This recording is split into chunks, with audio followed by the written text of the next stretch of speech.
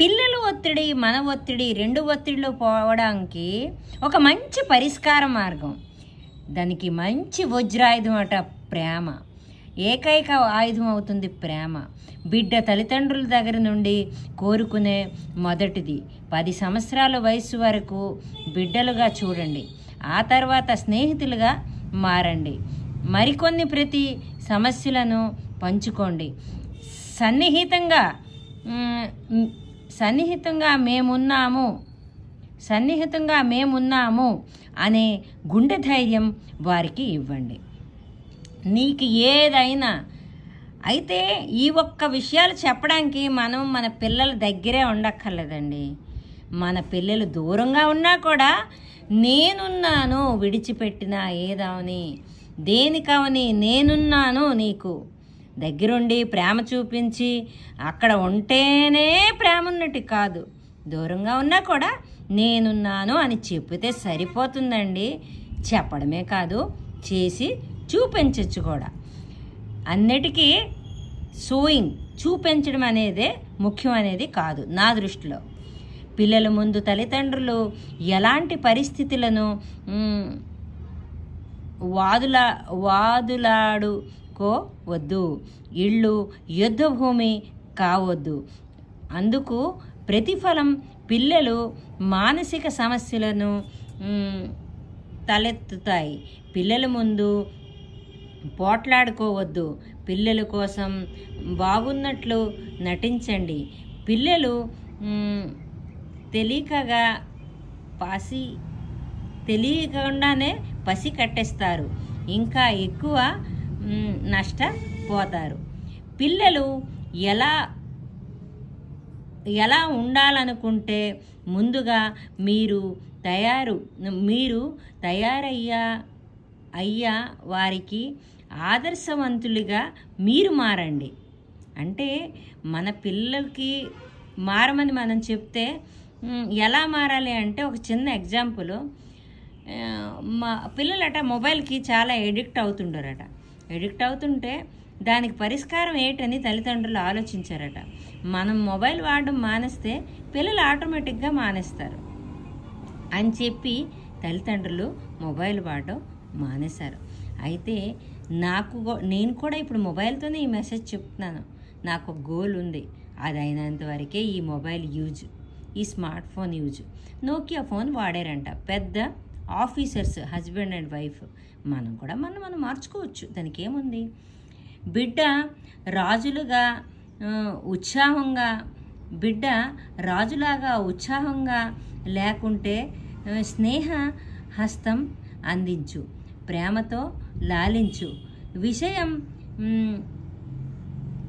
కనుక్కొని సమస్య తీర్చుకోవడానికి ప్రయత్నించు. అలాగే నేను కూడా నా బిడ్డ గురించి పెంచినప్పుడు నేనేం చేశాను తెలుసా?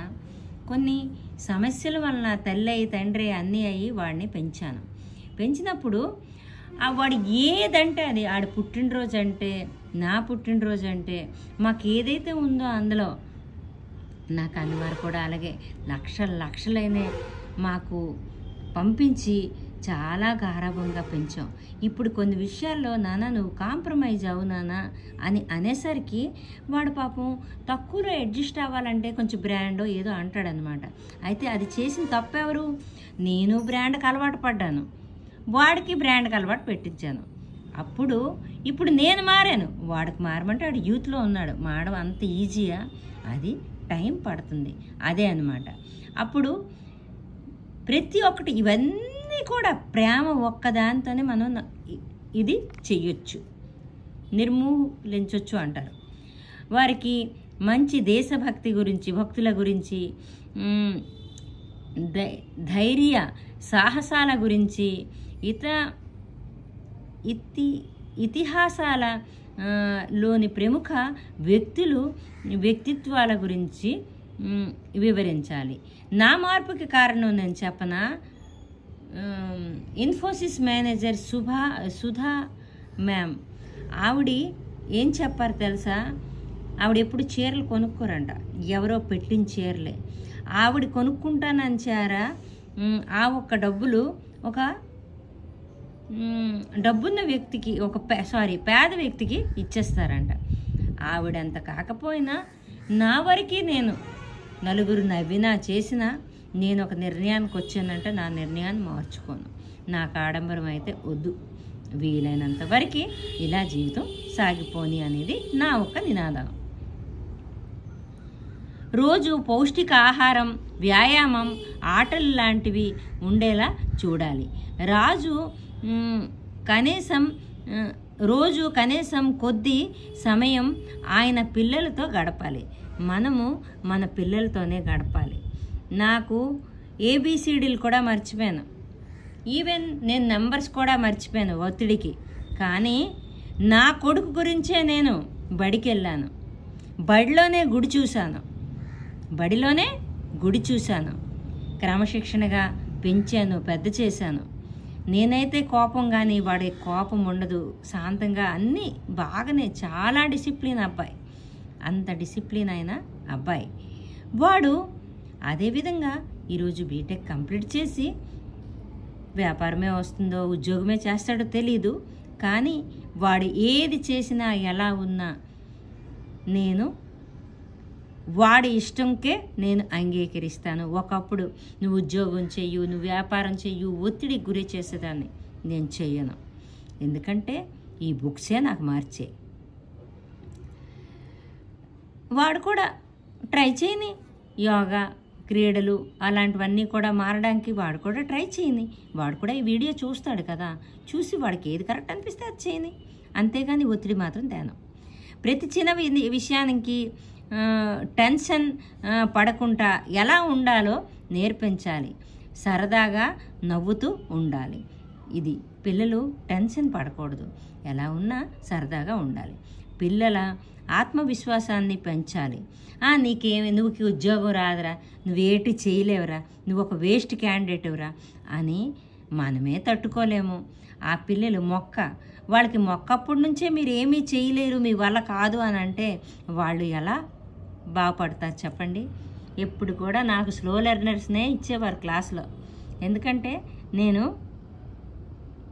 వాళ్ళకే తీసుకుండేదాన్ని. ఎందుకంటే ఒక్క పిల్లడు మారిన, ఒక ఉపయోగమైన వ్యక్తులైనా మనకి అది ఎంతో సరదాగా ఉంటుంది. పిల్లలు ఆత్మవిశ్వాసం పెంచాలి, సరదాగా బయటకు తీసుకువెళ్ళాలి. అవకాశం ఉన్నప్పుడు సంవత్సరంలో ఒక్కసారి వివిధ ప్రదేశాలకి తిప్పాలి. నా కొడుకు ఇవన్నీ నేను చేశాను. కానీ అప్పుడు హోటళ్ళు, రెస్టారెంట్లు, సినిమాలు అవన్నిటికి కూడా తీసుకెళ్ళేదాన్ని. ఇప్పుడు నా మనసు అవి కరెక్ట్ కాదు అనిపిస్తున్నాయి, వాడికి చెప్పడానికి నా సాయశక్తులా ప్రయత్నిస్తాను. కానీ ఆ ఏజ్లో నేను అంతే కాబట్టి వాడు ఒక్క ప్రయత్నం వాడు ఎలా ఉండాలంటే అలా ఉండనిస్తాను. వీలైనప్పుడు వారు పాల్గొన్నట్లు చూద్దాం. కరుణ, దయ, జాలి, అనురాగం చూడండి. కరుణ, దయ, జాలి, అనురాగం నేర్పించాలి పిల్లలకి. సేవా కార్యక్రమాలు వీలైనప్పుడు వారు పాల్గొన్నట్లుగా చూడాలి. అంటే ఇవన్నీ వాళ్ళు చేయాలంటే ఫస్ట్ మనం ఫాలో అవ్వాలి కదా. దయ, జాలి, అనురాగం ఇవన్నీ వాడికి నేర్పించాలంటే ఫస్ట్ మనం ఫాలో అవ్వాలి. ఫాలో అయిన తర్వాత మనం వాడికి చెప్పాలి. పిల్లలైతే వింటారు, కానీ పెద్దవాళ్ళు అయితే వెంటనే క్రాస్ చేస్తారు కదా మనకి. ఇంతటితో సెలవు తీసుకుంటున్నానండి. ఈరోజు మన పిల్లల ఒత్తిడి పరిష్కార మార్గం గురించి చెప్పాను. తప్పులుంటే మన్నించండి. ఇంతటితో సెలవు తీసుకుంటున్నాను. నా కొడుకే కాదు, అందరి పిల్లలకి ఆల్ ద బెస్ట్. మంచి భారతీయ నాగరికులుగా వాళ్ళకి మన తల్లిదండ్రులుగా తీర్చిదిద్ది ఒక మంచి అవకాశం వాళ్ళకి ఇద్దాం. వాళ్ళకి తీర్చిదిద్దే అవకాశాన్ని మనం తీసుకుందాం. ఇంతటితో సెలవు తీసుకుంటున్నానండి.